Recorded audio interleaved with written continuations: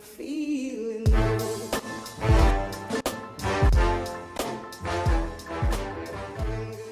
So the idea now is that I'm going to give you my ICO checklist. And if anyone follows me, you know that my ICO picks are shit up basically. Haven't picked a loser so far. All been winners. All been great ICOs and made great money out of it. So this is the key. This really is the key, and it comes down to your research and how much time and effort that you want to put in the front end, so doing all that to get the gains from the back end basically. I see a lot of people just jumping on the bandwagons of different things and not really doing their research, but it does take time, it does take effort, but I tell you that it really is worth it. So the things that I look at are, I look at the white paper, I look at that in lots of detail. I have a look at the product or the prototype or whatever these guys are offering and really sort of do some investigation on that.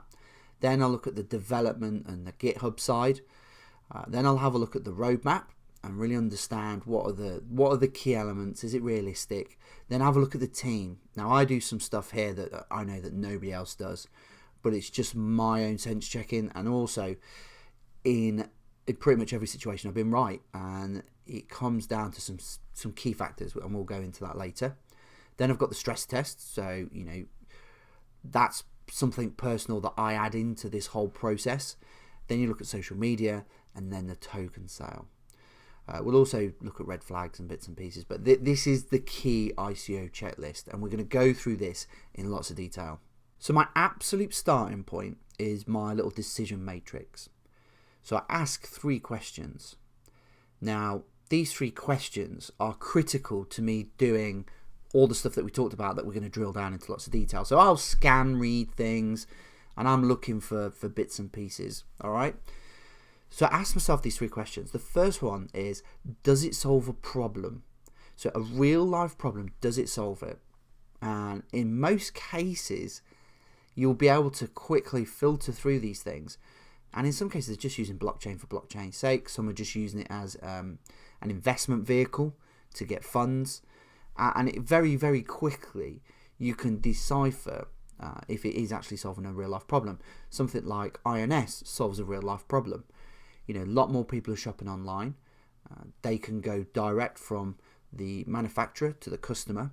It saves on distribution, warehousing, shops, people costs, loads of things. It misses all that out. Therefore, they can provide it at a cheaper price online.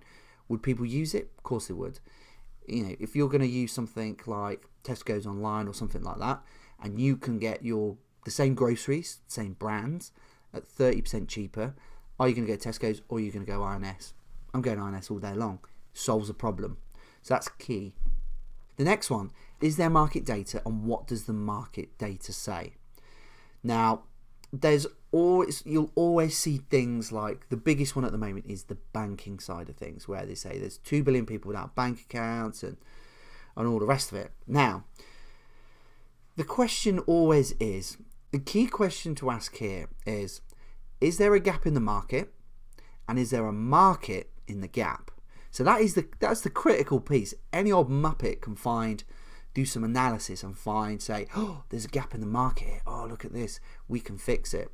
Generally, there's a reason for there's a gap in the market, or in some cases, it genuinely is an opportunity.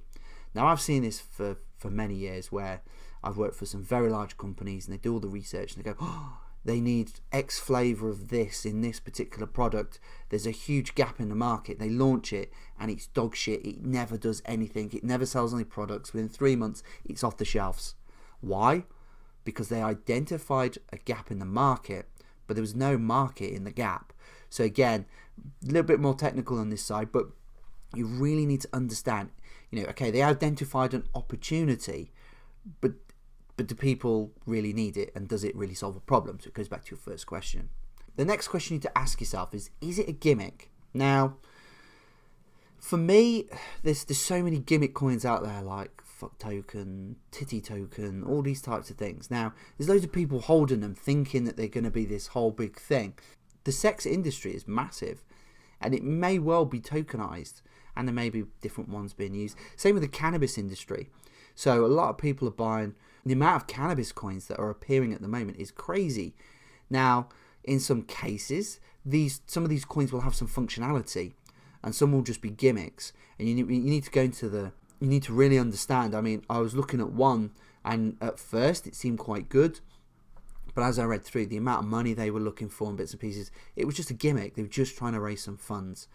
And obviously, if you want to get into that market, then Dash is going to be number one within that marketplace. So again, you've got to do your research, you've got to understand, and you've got to realize what is the gimmick, what's the bullshit, and you need to cut through that pretty quickly to really get to a place where you can say, right, these are my ICOs that I'm looking at the moment. I've got probably been through about 40 ICOs. I've cut it down to about 8, and I'll end up reviewing about 2 or 3 this month. I'm feeling